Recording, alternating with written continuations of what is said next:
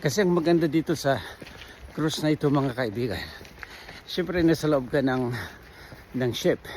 Sa ship, maraming activities doon. Pwede kang maglaro ng basketball, tennis, may gym doon. Tapos meron ding lakaran. Pwede kang maglakad, ikot-ikot ka lang. So hindi ka rin talaga ma-idle sa loob ng ship.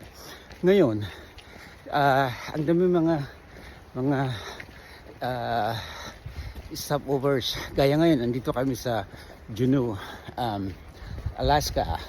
We're gonna be here until 9:15 in the evening. So, ano kami dito, tama ba yung Tagalog ko? Dumaong kami dito ng mga 1 o'clock. So 1, 2, 3, 4, 5, 6, 7, 8, 9. Halos 8 hours na. And dito ka sa part na to. So ang daming mga pwedeng gawin. Pwede kang mag-whale watching, pwede kang mag-kayak, pwede kang siyempre ako, ang favorite ko talaga is to walk the trail.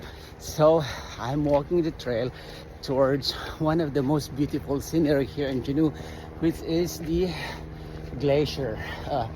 I forgot the name of the glacier. I will tell you later. Tapos meron ding falls din dyan. Anyway,